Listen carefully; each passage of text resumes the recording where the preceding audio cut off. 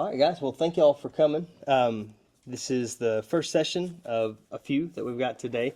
A couple of us have done, or several of us have done something similar to this before with digital ministry over the last probably, I guess, 3 or 4 years. I can't remember the first year we did it.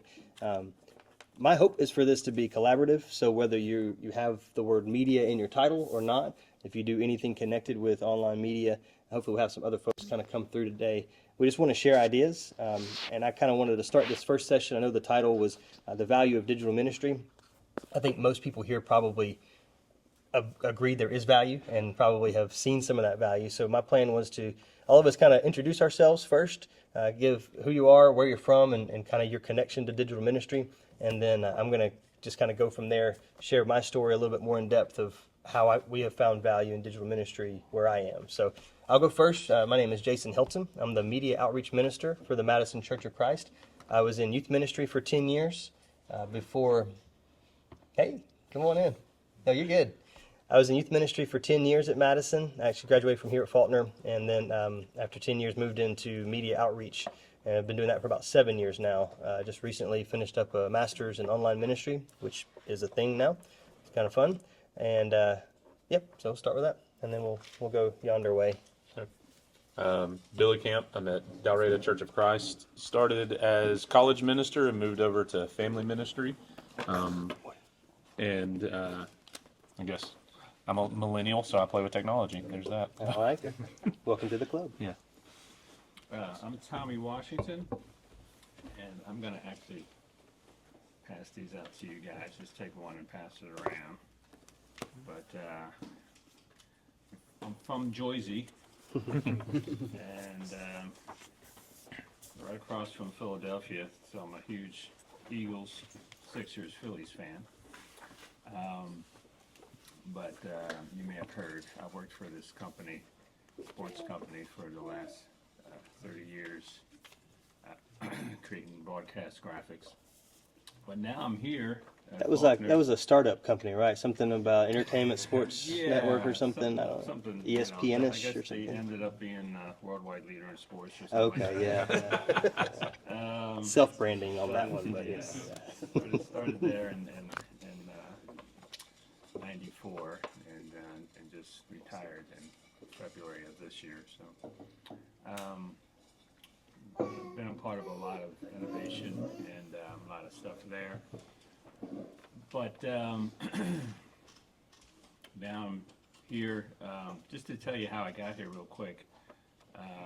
My wife and I, we were living in Charlotte, where the SEC network is. So, I was in the main office, and then I came down to Charlotte. We wanted some warmer weather, some warmer people in the Northeast, and just a larger church setting for our boys, because the Northeast gets a little tough. Sometimes you show up at a Wednesday night Bible study, and it's just you and the wife teaching your kids, So we prayed about it for several years, and God opened the door in Charlotte at the SEC network. I was able to stay with the company and stuff, but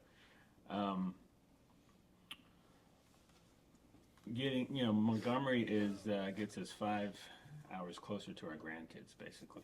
So, we started looking at Montgomery because it's my youngest son works for Disney down in Orlando, and then my oldest son works. He's in Memphis, working for an agency right now. He kind of followed in my footsteps. So, we're traveling through, and we're just looking at churches and looking at houses and stuff, and we stop at a church where Melvin Ote happened to be preaching, and so I talked with him and said, yeah, I would love to teach a class or two at Faulkner, and he told me he was teaching there, and so I told him that I reached out to Faulkner like 2 years ago and about teaching a class or two, or I didn't even think about developing a program or anything. And he said, well, who'd you talk to? And I gave him a couple names. He's like, oh, they're not even here anymore. They're not even, we have a new president now, and blah, blah, blah. And you should reach out to this guy, Dave Rappersat. And I said, all right, so he said, you can CC me and, just tell him we talked or whatever. So I did that. and just by God's providence, you know, I had a meeting with Dave, and we did a Zoom call, and I was just talking about maybe, you know, teaching a couple courses. Told him I was thinking about retiring, and he said, "Well, what about a whole program?" And I was like, "Yeah, that'd be cool." He said, "We'll do up a proposal, and we'll see what happens." And then when I met Mitch, he was like, "You know what? I've been praying about this. I've been wanting to do like communications or something like that, and you know." And he said, "This is answered prayer." So that's my story, and I'm sticking to it. I like it. I'm glad you're here, man. Colt? Campus minister here at Faulkner, started last year, and just been trying to get things off the ground from a multi-campus standpoint, not just working with our main campus, but also the College of Health Science, and then eventually the law school. Trying to figure out chaplaincy and do a bunch of different things there, but one of the things that I enjoy and I'm excited for this track for is figuring out ways that we can really integrate media into our Bible studies and make them more interactive for the students. So I'm excited to learn from you guys who have a lot more experience than me. My name is Walker Gregory. Many people also know me by my first name, Gray Walker. I got 3 first names that are last names are first names. If you call me Walter or Greg, I'll answer to those. But I work as the evangelist for the Oglethorpe Avenue Church of Christ in Athens, Georgia. I use any and every avenue to share the gospel. So I work on campus. I work in any community I can, any avenue that I can, including but not limited to digital media. I was telling you, and I'll say it, and I'm sure that y'all can also share the sentiment that churches of Christ are not quite known for their like website design or graphic usage, and this is sort of my intuitive sense is that if a church is sound, it's going to have a bad website. If a church, if a website has a nice design, I'm asking like, okay, where's the band? Right. You're liberal if you have a great website. Yeah. Which I wish that wasn't the case, but It's pretty funny. Well, I'm Andrew Kingsley. I'm the college minister here at University. I think we do have a good website, Braden, so you might want to back that up. Sorry, guys. You may want to check your doctrinal stances, my friend. Go by the wayside. That's right. Yeah. Call that the slippery slope. Hey, if it's bad, I wind up in his presentation. If it's good, I'm a liberal, so I can't win. Yeah, you're totally right. But yeah, I'm in charge of social media accounts for the college group, and just anything creative. We like being creative with it. Read a book actually at Braden and Jason's recommendation, that Meta Church book. Read that. Was that last summer? I think so. Not this most recent one, but the last one. Yeah, it's been about a year. And that book really kind of woke me up to how important a lot of this stuff is. Because before it was just like, yeah, put something up there for an announcement. But we, after reading that book, what was that phrase? The front door to the church is in people's pockets. So that really kind of woke us up to taking this seriously. So we, so I'm just like Colt, I'm just interested to learn and to pick up some stuff to help us be more effective. I'm Nate Kidwell, and I'm the college minister at Dalraida down the road. Graduated in 22 and getting my master's right now. And I took Billy's job, and Billy's now our family minister. Is he not making eye contact with you? Because I know he's staring at me, so I'm trying to look anywhere but Billy's eyes. That's good. Yeah, I'm glad you noticed. We're here for you, though. Yeah, I'm cool with looking at anybody else. No, and I just don't think I'm very good at doing this stuff. So, which is why I'm here, because y'all are better than I am. So I'm trying to take in information and learn. That's debatable. So. That's why I'm here too. I'm Braden Pace. I'm the technology and media outreach minister here at University, and I started that job in 2022. And I spent about 15 years working in IT, 9 of which was here at Faulkner, doing IT support. And the elders approached me about some technology concerns they had and media and that sort of stuff. And so I kind of wrote up a job description thinking, oh man, somebody's going to get a really cool job once they see this. Not thinking it was going to be me, because I was content doing whatever I was doing, but they approached me specifically about doing it. I said, yes, yeah, it sounds great. So that's what I'm here to do. I'm here to learn. I still consider myself a novice in this world. I've had my toe in the world of websites and graphic design and stuff like that for several years, but I've never really been an expert at any of it. So I'm still trying to take it all in as well. I'm Blaine McKinney. I'm currently the communications minister at the Mount Juliet Church of Christ, just east of Nashville. I started as the youth minister in residence at Mount Juliet, which is like a temporary apprenticeship program in 2019, in January. And then later that fall, they're like, hey, we think that our digital media is awful, and we need to improve it. In fact, we received that feedback from some pretty credible outside sources. And so I hadn't even been in that role for a year, and they're like, what do you think about that? And so by February of 2020, it was announced I'd become our communications minister in May. March of 2020, we moved up the timeline, and I transitioned to that role. But so I've been involved with media. I was the 8th grader who helped set up paperless hymnal at my church. Like, so like looking back, like I was like from a young age, God was preparing me. But I love this role because each and every day you just get to problem solve. It's constantly changing, which is difficult but also exciting. And I look back and see a lot of early things that I've learned from, and like I look back, like it's an awful thing to look back at your portfolio. Like going back like 3 years, like the things I was working on drives me crazy. My true love, this is just to tell you how nerdy I am, is church management software.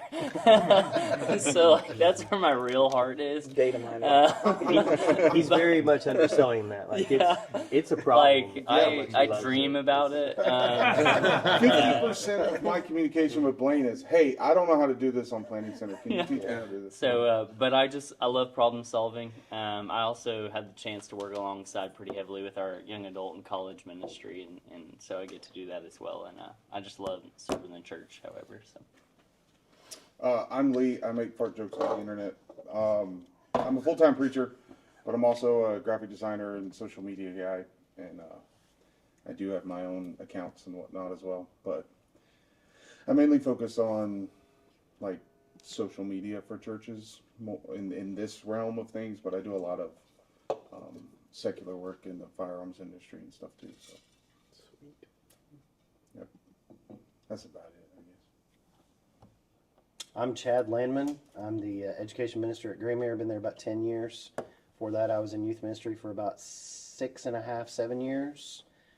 And I work in a lot of the technology for Graymer, and I basically do Blaine's job on a much smaller scale, and do it not nearly as well. And You're wearing a lot of hats over there, man. there is a lot of hats. We're looking to move some of that stuff. I'll talk to you about that in a little bit. That's very interesting. But yeah, it's I love this stuff. I've been doing it for a long time. I've been blessed to be part of Paul Sperlin was here with AIM and kind of got that stuff started, and then Evangelism University was able to serve and do some technology stuff for them for like 7 years on their board, and so it's been a wild, nice ride, and it's been really a lot of fun, and so I'm enjoying my time at Graymer and watching my kids grow up. I love the diversity that we have here, different context of ministry, different contact to creativity. A big passion of mine is, in my lifetime, I don't think the church has really emphasized creativity effectively. Growing up, Brad and I grew up at Dalreda down the road, and had a similar experience, I think, along the way. Thanks. Is this close? Yeah, just you can put it right there. All right. And so one of the things about being in a role where media is in the title is that people think you're very creative and very technologically savvy. I can't even say it. I am a really fast Googler. So when it comes to IT, that's how I solve my problems. Everything else I send to Blaine. But I think everybody has a little bit different expectation because I perceive a little bit of a transition. Really, it's been a long transition, the last 10 years, of the churches now saying, oh yeah, we do need creativity in the church. Visual things matter. You know, the way we teach needs to be re-examined occasionally. Some things need to change, some things don't. Some things are effective. It took me the better part of 2 years of being in this role to figure out what my job was not. Everybody wanted you all of a sudden now to create their announcement graphics, which in some ways I was happy to do for some very specific people that I think benefited from extra. Yeah, I was happy to do that. But that I'm at a pretty large church, and that can take up all your time if you want it to. And I don't think that the value of the title of media outreach, I have a salary, like that's making announcement graphics is not the spiritual depth that I want to just settle in. So the last 5 years have been, okay, what is the next step? What can we really do? When I first pitched this to our eldership, I envisioned, I don't know if you guys are familiar with Right Now Media, used to be Bluefish back in the day, and they kind of promote themselves as the Netflix of Christian videos, Christian, I guess, video content. I wanted to do that, but with church stuff, you know, with our teachers, with getting some of our people together and stuff. And that dream still exists on some level, but there's some other people in the brotherhood that are doing that and doing pretty well on a larger scale. They have larger resources that are not just a local congregation, but are supported by a lot of congregations. So that sort of got pushed to the wayside. We still do video content, but as it pertains to our individual context. Mount Juliet, to me, was always a church that stood out as a church that did things for their people, but then try to find a way to scale it up for the greater brotherhood. That's what I view this as being a collaborative effort of how does the brotherhood get more effective at working together. You know, sometimes autonomy kind of works against us because we just don't have as much. It takes more effort to find cooperative environments because that's not really how we all can be isolated in our own vacuum. And not that that's a textually wrong thing, but I think sometimes we have to put more effort in collaborating. So I was going to share just a couple of things that Blaine mentioned. 8th grader, putting paperless hymnal, super nerd. But 8th grade, I was 13, man. I was not thinking. That's impressive. But 2 years in 2015, I put together. We always call it the State of the Church, which is really a terrible name for any kind of church event. But our elders would give like a reflection on the last year at Madison, and it was always very government corporate because that's mostly what our guys are. It was just awful. I hate it. It was my least favorite Sunday of the year. So I was like, hey, what if we tried to make it look like interesting, and visual? And so in 2015, I was still in youth ministry. I put together this infographic that broke down our budget. It broke down like we had 72 new members representing 37 families, baptisms. It emphasized the things that we wanted to emphasize. It gave a visual element. They took this and that became their presentation. Each slide was a portion of this. And we had a lot of really positive feedback, more than I was really anticipating. I was just happy that I had a little victory, that it was interesting to me. But turns out it was interesting to every generation. And that's what stuck out to the elders, was not just teenagers came and said that was interesting, but middle age and older age as well. We're all like, oh, it was just really easy to follow along, really engaging. So that was before I ever pitched this new idea of a new role. At that time, I knew my time in youth ministry was coming to an end, but I didn't want to leave Madison. This came about because this is how we did youth ministry. We're very visual, right? When you're working with teenagers especially, you want something visual. So I have no formal training outside of YouTube up until just recently with a degree, but even that wasn't pertaining to this stuff. This came about out of necessity and just doing my job in a totally different context. So kind of like, you're talking about Tommy, you're here because you didn't really pursue this necessarily in the very beginning. You had your career and that's what you were doing. That's the way God seems to work, is that what you're doing when you're pursuing Him leads to something really great down the road as well.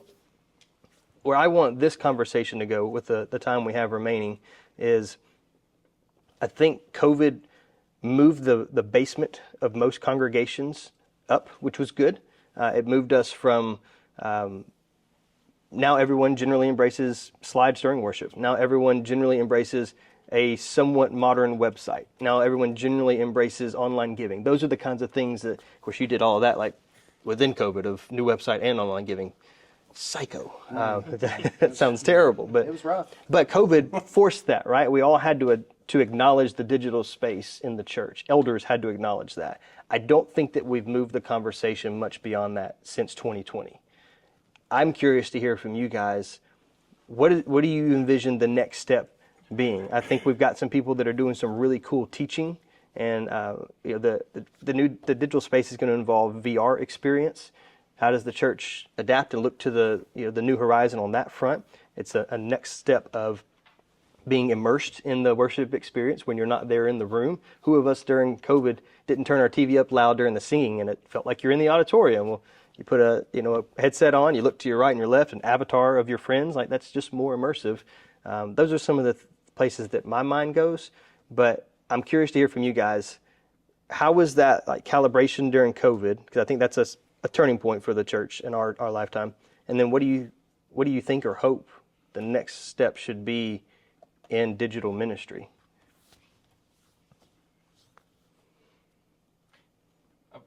Working with a small and very conservative congregation, I will say that part of the issue, so that church split during COVID.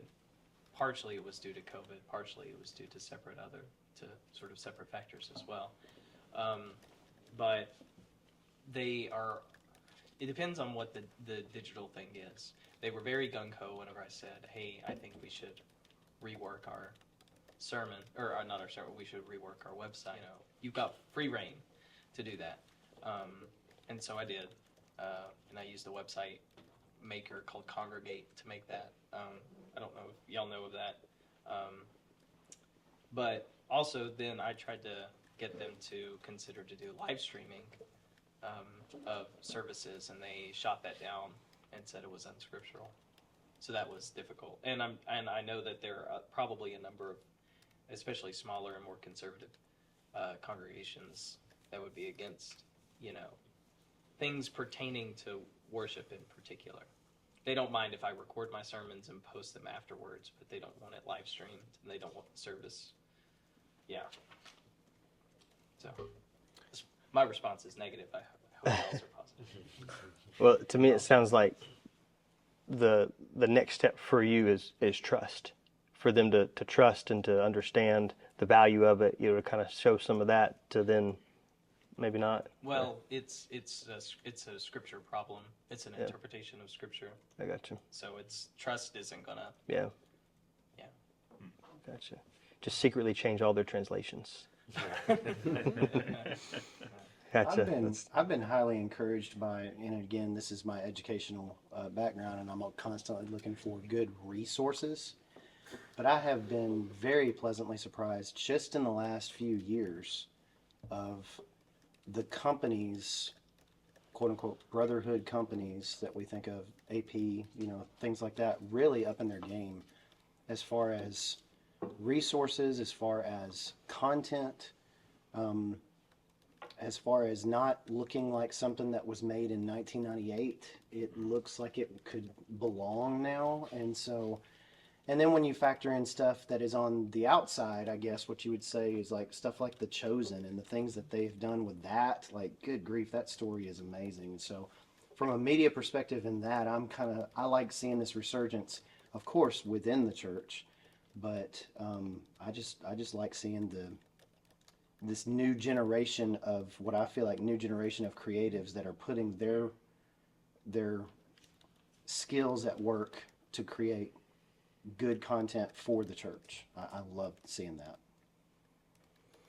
Yeah, I think one of the big shifts in culture is, I think, digital media, especially among churches of Christ, went from kind of the bonus stage. It's like, hey, it's really cool if you can do that, to like a necessity through COVID. Like at the bare minimum of just people. I don't know how many of y'all, like, I had conversations with people just like, how do I use Zoom? Like, the conversations weren't even like, how do I set up a fancy live stream or build a new website? But like, I just want to use like the most basic level to stay connected to our people. And so I think it was one of those things where now we're seeing a lot more intention given to that. But also the reality is the vast majority of churches are never going to have someone in a full-time role with this. And so what I see is what's represented at this table. It's the campus ministers, it's the youth ministers, it's the pulpit ministers who are just are striving to equip themselves, which I think is really in many ways the best case scenario, where everyone can just build their own body of of knowledge about these topics so that they can become more effective in their particular ministry. And just continually moving forward with that. So I'm grateful for opportunities like this for myself personally to learn, but also just to say, I think one of my biggest roles is equipping others as well. I'm not saying I have all the answers, but I know, biblically, I feel convicted that if I've been given a gift or an opportunity, and that's how my shepherds feel, to help other churches, that's why I'm here. Right. And so I take the opportunity anytime, and I just think collaboration is always just super powerful. And so I've seen that more through the digital space. I know it was there, I remember it in youth ministry and stuff, but I think I've talked to more ministers that I wasn't even connected to because of this than I have previously, which I think is really special. I think it was interesting. What I found is that making that transition from youth ministry to this work is that this work is tied to everyone on staff. That was part of the stress of the first couple of years of, I actually am connected to every event from the promotion communication. I'm connected to every sermon from the visual and the live stream, and it can be too much, as far as that goes. But that's an interesting observation. I feel the same way. I was connected to a few youth ministers in youth ministry, but now there's just a random mix of folks. Youth ministry, usually youth ministers, the quicker to adapt new technologies and those kinds of things. So that's still a part of it. And I think with the adapting is that there are more resources available now in easier ways versus, just even a few years ago, where if you wanted to really do some photoshopping, you had to use, Adobe Photoshop. And so the investment there, now you've got easy access to, which, one of the easiest tools for just about anybody is Canva, and you're even getting it free as a church. So it's and it's not just tied to your phone, you can use desktop. And so I think that's what's making it easier is just the accessibility of things like that, where we can pump out more stuff and you're not spending your time. Because I know having to spend a lot of time creating information that, there's only so much time you have preparing lessons and stuff like that. Now you can do it quicker and easier way, and then AI is increase that even further. So we talked about in your session, there's no excuse now. There's no excuse for clip art to still have a presence or breath of life in this world. But it still it pops up. So your graphics don't look halfway decent. You're just not trying.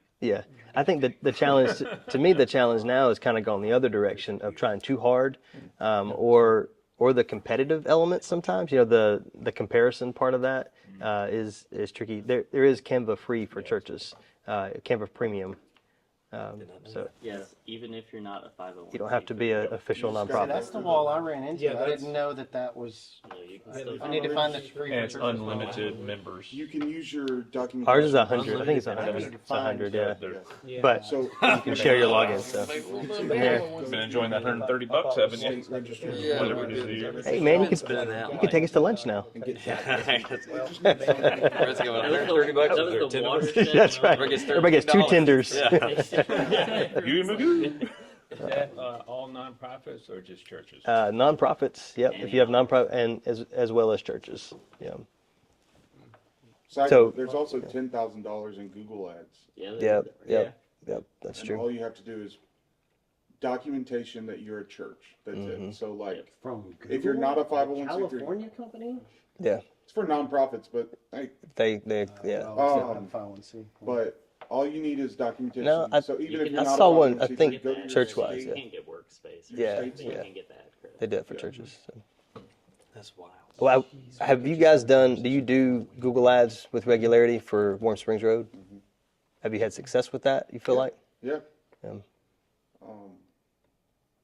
I need to try again. I did a couple of years ago. It was part of a project for school, and We usually I didn't use feel like for it. events more than Yeah. See, I found that Google would, I think for us, would be better for general, where's a church in Madison. Yeah. And then social media was more successful for us for specific events. And really, we've quit paying for Facebook ads a lot lately just because I don't with the hassle of all the garbage that comes with that. Yeah. And our people generally will. I'm trying to get better at encouraging our people to, hey, we've posted this, go forth and share. Now And with that helps a Google, ton. So. Posts, I don't Yeah. know what they call it, but Google Business Posts, anything that's shared on our church's socials also goes on our Google account. So it's just more active, so you're going to push more. Actually, I have not looked into that much. And depending on Good what to know. your scheduling system is, you can, Yeah. like I use Metricool for all my church stuff and client work, and so I can select to share it to Facebook, Twitter, Instagram, and Google all at the same time.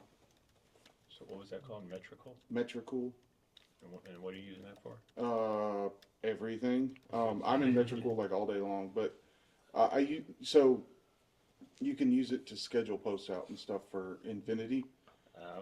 So like I schedule our generic content for our churches for 6 months at a time, as opposed to like Facebook, you only get 30 days to schedule out.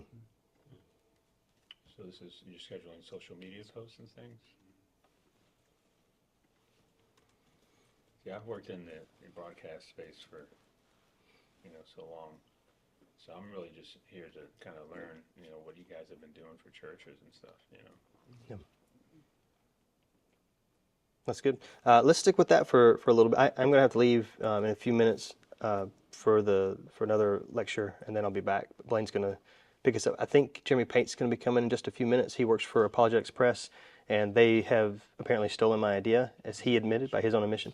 He's got some cool things he's working on. I really wanted to make that into a board game, these cards, which I don't know, Tommy, if you've had any, if you brought these for anybody that wants some. We had cool. a preaching series on the kings and judges, Okay. and we tried to figure out a way to engage the kids. Yeah. So we used AI to create. Jeremy told me about it. Gotcha, yeah, which, he has an idea as well, so that's fine. So you came up with it first? I did. I sure did. Hey, why don't you take the whole thing instead of just one? Like, that's a whole set. In between each of these is the whole, of all the ones we did. My intention was to continue and do I say that all the time. To do like the apostles and just all the different people in ministry or in scripture. My original idea was to do trading cards of our ministers and elders so our kids could better connect with them. That's cool. Put their favorite verse on the back, some stats, how tall they were when they were baptized, stuff like that. How many baptisms they've had over the years, just to shame them. No, just kidding. They could get carried away, but I just realized there's one problem with these. What's that? They're not numbered. so they're not numbered. There's a lot of problems with them. We got them printed at our local They're print shop, beautiful, but I UAH. just noticed They're- that. It's a good. It is, and that's the problem. I So- want to be able to Trading have the card judges fight perspective. each other. So these Like cards power-ups and stuff. are a little bit bigger than an actual business card. To print 500 of them, it cost us $30. So it was cost wise, it was great. That was great. 500 each of each character. So that was super helpful. And there's a lot of. It's a piece of cardboard. The best thing we ever did with these was we told the kids, if you want a card, you have to go find an elder, and you have to tell them something about the sermon that day.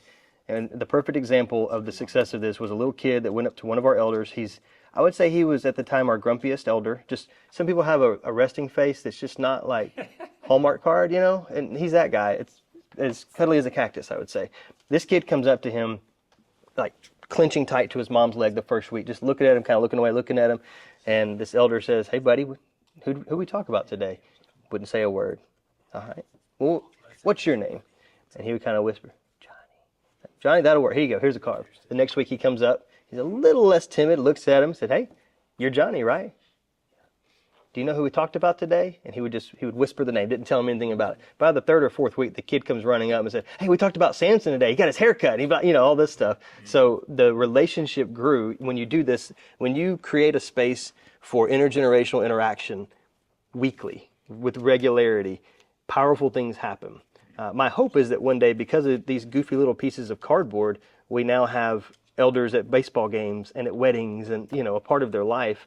That elder moved to another state, so that won't happen, but, it's tried. So. We're doing something similar with we do kids sing every Sunday night before service, and instead of doing trophies and stuff, I started buying gold coins from, like they're a little bit weightier gold coins from Amazon, and then getting a bunch of stickers, and I print them all in house. Awesome. But the kids have to, whatever we're memorizing, they have to go to an elder and work through that card. And Perfect. so for them to earn it is that same way. But This there's is- something special. This with is the that. stuff. One, kids love to collect stuff. Yeah. Like, got to catch them all. It's a real thing. It's where we're hijacking, their dopamine release system in a really good way. Not so much like some of the social media, but the exact same way they're doing it. Anyway, they love it. What surprised me was how many adult, grown men came and was like, "Hey, man, I can get some of those cards." Because they loved it as well. Also, what was shocking, well, when we, I will give you a warning if you do something like this. Ehud, the ladies love Ehud, LL Ehud, apparently. There were some really uncomfortable moments of like, can I get one of those Ehud? Like, no, you're a happily married woman. Stop it. Like, go talk to your husband. No, But since passing up, no. it's interesting. Like we put our the little those little gold rings up there. That's the logo I did for our church. So we put our logo on there. We put a copyright Madison Church of Christ. Still working on that actually, just for sake. But the negative of doing local is one, like the consistency is a little wonky, the cutting and all that. What's that? You could fix that about Ehud if you show him shoving the sword along his belly. Well, there's some issues with AI prompts. When you put dagger, when you put horn, like there are some. We use Midjourney at the time. I use GPT now, but or DALL-E, but Midjourney we put in a ram's horn, and oh man, I wish I've got them saved somewhere. There's an image of an old man looking up with his mouth wide open, with this like creepy Halloween looking sheep, long snout with something red, fleshly, bloody coming down, like mama birding him. And we put in like man with ram's horn calling out or something like that. So the prompting is an adventure. Each of these took a few days. I was about to say, how many revisions did you have to go through? Oh, many Probably much of dozens, them. right? Yeah. Hey, Jeremy, how are you, man? Come on in. And so now that I've introduced to you who actually came up with the idea of trading cards and board games, here's the guy that's doing it, Jeremy. Yeah, but he's not using AI, I bet. He is actually. There you go. I'd never get them done if I did. I know. Well, that's what we started with these. I've got a buddy at Madison that's a really good illustrator. Just does some, like, I would say Disney level stuff, but he's never pursued it officially. So I sat down with him like, hey man, I got this idea. Can you help us draw, images and stuff? He's like, that sounds great. That's the one. I did send it to you. Well, there's some others too, but so I have deleted some of my search history just for that sake, but yeah. For some reason, the elders said, let's not use that one. So I can make that somebody's laptop background. There you go. Can you hack Facebook and turn that into his profile picture? No, just turn it into socks, a pair of socks. Yes. Hey, I think it's gotten better. I don't see the Yeah. I think it's gotten It a lot has. better. So here's the thing. We did this over a year ago, and just in that relatively short period of time, AI has exponentially improved. Hands are better and all. Yeah. Exactly. So every time we gave it a weird prompt or it gave us a weird response, we trained it to be a little more accurate, and said, no, that's psycho. Quit. Don't ever show it to anyone else. Five-fingered hands. But to us, again, the greatest value was these cards will live on. I mean, most of us were probably raised on felt board Jesus. It was visual. This is visual. They all look very pretty and handsome. I didn't know how to change that part of it, but I think there's value in teaching. There's also value in and not to go back to your lesson again, but I'm doing it. Branding. We put our logo on that, and so when our kids are showing other kids, or their parents see it and they see that little logo on there, they're going to know that's Madison Church of Christ. So to me, it benefits the local church, and really everybody can do this now. Like I'm getting back to my friend Josh, a really good illustrator. He said there's just no way the scale and volume to do something like this, to have a similar look. It's going to be really, really difficult, take a long time to do. So we started playing around at that time with Midjourney and came up with this idea. So the images were in Midjourney. I created the border, put our little icon, our logo on there, and then sent them to our local printer. And that's the negative, is that the quality on the cuts and all that stuff weren't exceptional. But at the time, we were looking very one-dimensional of how do we do this here, and it helped aid in a sermon series as well. So that was super helpful. I'm sorry, did you hear? if this isn't a question you have time to answer, that's okay. I think you'll be back here later. Yes. That's what you said. But are there any, like, or in just broad Christendom, I'll say, are there studies that are being done regarding best practice, like sort of an academic studies being done on best practices for church outreach? And are those practices similar or different from businesses or nonprofits? Like, you know, if I look at best practices for a nonprofit in terms of digital outreach in general, are those translatable to digital outreach for churches? I don't know of any academic research Okay. right now. I know of these gatherings Okay. and what works kind of in-house, but you guys may know of something other than. that in that Metachurch book? Yeah, it would probably Yeah, there speak is to a lot that. of That's best true. practice stuff in Yeah. Metachurch. And Metachurch is now a little bit dated, but it's still got a lot of really relevant stuff in there. Like 2 years old, I think. I thought it was 2021. Oh, maybe But, it is 3 years. I mean, it's still got a lot, but I mean, I dated dropped happens Katie quick. Allred's book too. It's got That's Church true. communications. Mm-hmm. Yeah. yeah, Yeah. Is that got what it's one called? too. Church communication? it's Yep. very original. Yeah. I'm about to have to run, but this last part of mine, I'm gonna let him share some of the stuff because he can't stay real long, and then if you want to just pick it up from there. We can take a break. Yeah. However you want to run with, and I'll be back here in just a little bit. Either way, No, that's true. That's true. All right, so I just brought a few things that I've done in the past year, and that's something I'm currently working on, which is essentially just maybe a broader version of what Jason's done with these cards. Our VBS for next year is called Truth Hunters, and one of the things that is frustrating about VBS for me, or was when I was in youth ministry, was just the kind of temporary nature of it, and that it's sort of here and gone and forgotten. And so we wanted to do something that would get families a chance to get ready for it, get excited about it, and for families to follow up on what the kids learned. And so we had a book done. I did the illustrations and Josh Harden wrote it. And it's essentially a parable. It's got black and white illustrations in every chapter, and the color on the front and the back.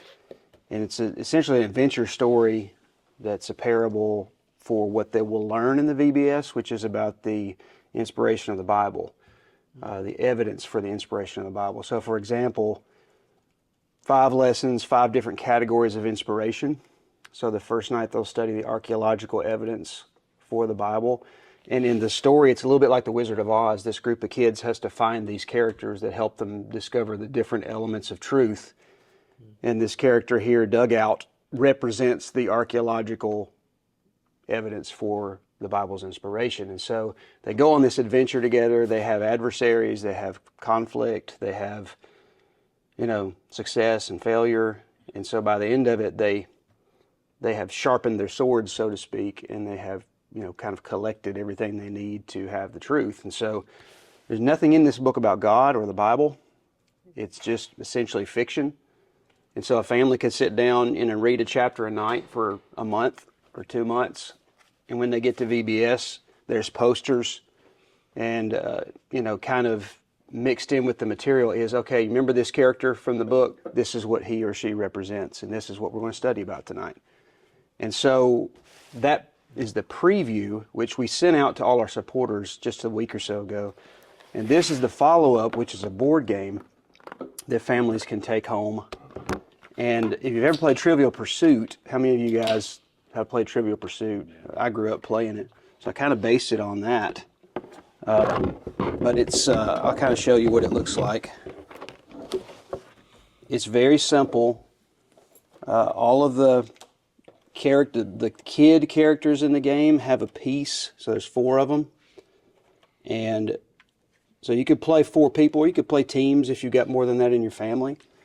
And there's a deck of cards that comes from the 5 lessons of the elementary VBS.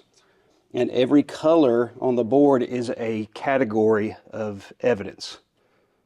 So every color is a different lesson that they studied in the VBS. So they're reviewing. They all come directly from the lessons. And the silver deck is from the junior, teen, and adult lessons. So if you got mom and dad playing or their friends playing, they can play from those questions. And then the red deck is just general Bible trivia. So whether you went to VBS or not, every family could pick this up and start playing right now. We've got a booster deck of Bible trivia questions that we are going to be printing that will be ready by the time this comes out. So VBS or no VBS, a family could get this and learn the Bible and review together and have fun together. There's these cards that are kind of like chance and community chest in Monopoly. So a good thing could happen or a bad thing or a challenge. And so that makes it kind of fun when you land on those spaces. So the idea is that a family has fun, they review what they learned at VBS, or they study the Bible together with those general Bible trivia questions. I played this with a few people. I played it with my family several times. I played it with just one or two of my kids at a time, and they're really learning. And they're having fun. They don't realize they're learning. It's a sneak attack. So this is kind of a... We'll see how this goes. We've never done anything like this. I've never seen anything like this. I've seen, I guess you guys would understand what I mean. I've seen cheap-looking Bible stuff, and kind of like, you know. This is not that. No, hopefully this is not that. This is amazing. Oh, thank you. This is super cool. I'll probably speak for everybody here. This is just so cool. And it's like Tommy was saying yesterday in his lesson, we need to be screaming this kind of stuff from the rooftops because it is high quality. It is, I think it's competitive with... Yeah, go ahead. Anything out there. Anything out there, yeah. Yeah. Can I ask how? I need to sit down, don't I? So,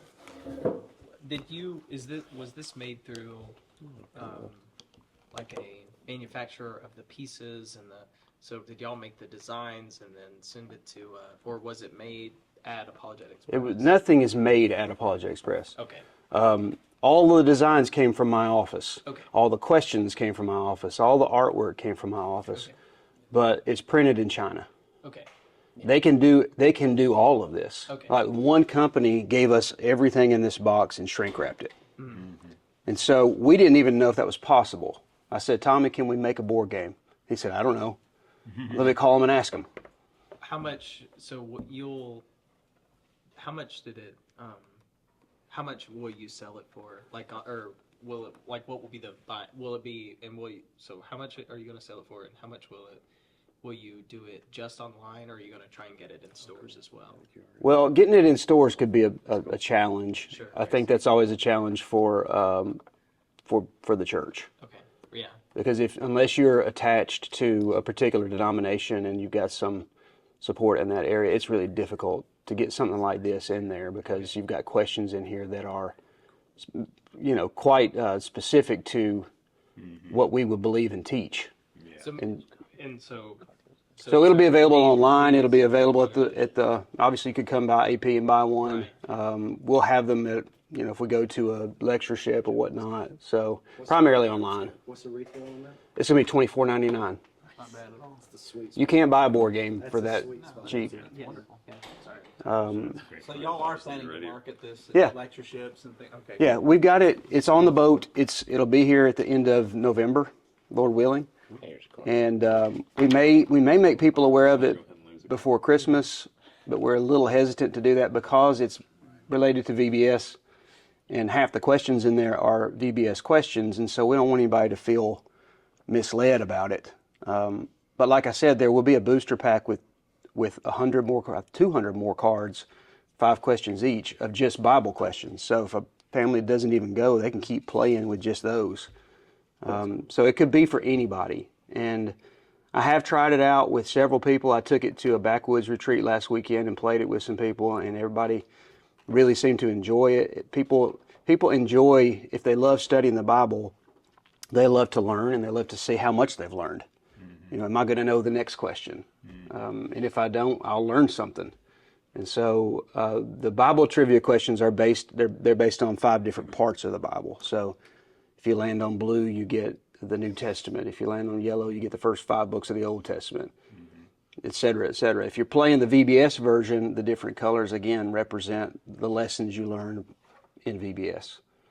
And let's say you didn't go to VBS, but you want to learn about the inspiration of the Bible. Well, play with those questions and you will. You might get them wrong the first 2 times, but you'll definitely learn a lot about the inspiration of the Bible and the categories of evidence. And so whether you go or not, it's a good teaching tool. It's educational. It's fun. It's family. Like, let's spend some time together. A lot of moms and dads, I know, I don't really know how to talk to my kids about the inspiration of the Bible when they're 7, 8, 9 years old. And so I need some help. So some of this was selfish. Like, how do I do this at home? In a way that maybe my kid doesn't even realize he's learning what he needs to learn. So that's that. And, this is the preview and that's the follow-up. Right. And I think these 2 things could stand alone in some regards, because there's connective tissue between all of it. But it is all meant to support that Vacation Bible School. So the trading cards, any more questions about that before I talk about the cards? You sent these out to your network or whatever. The supporters, yeah. Supporters. Yeah. Like how many, is that churches or is that individuals? It's both. It's both. Yeah. Okay. And how many individuals or churches is that altogether? That is a good question. It's hundreds or thousands, and we do one every quarter. And so every quarter we'll send out a letter to our supporters, and we'll send them whatever new product we've got. Yeah. And so this was it this time. We talked about, just because the level of this stuff is so great, just trying to get it out to more people. And, Yeah. You said that you guys were thinking about a full-time person to do that. I think that's always been something that we'd like to have. I know that Eric would like to have that. I can't speak for when that might happen or who it might be, but it would. I think that would take it to another level, because nobody at AP has time to do it, and nobody really has the skill set to do it. And so, if anything like that ever gets put in place, I think you'll see it elevated. Yeah. But for now, it will be strictly based on word of mouth and emails and Facebook and whatever else we can Go do. into different conferences and Sure. things like that. Yeah. Sure. Any more questions about this before I show you some cards? Okay, so what I've got here in these, it's not Batman cards, but I do have Batman cards in here if you want to see them. Yes. I've got a plan to do 325 to 350 Bible trading cards, and they're in different series within the set. And so there's, I think, 15 or 16 series with different groups of people in there. And so this is essentially what they look like. The first series is David's Mighty Men. And in the top left, we'll have either a silver or a gold foil stamp with the logo for Discovery. This is going to be the logo for the cards. It's going to be the logo for the kids' study Bible we're working on. And it's going to be the new logo for Discovery Magazine when we reboot the new design of that around the same time that these come out. So the idea is to kind of rebrand Discovery with a Bible, trading cards, and the magazine when the time comes. I love the contrast right here. Oh, these guys, and then Peter. Yeah. So on the back of them, you've got fast facts about them and scriptures where they appear. In some cases, you can put all the scriptures where they appear. In some cases, you've got to choose with some of the main characters of the Bible. But Which AI? I'm using Chrome.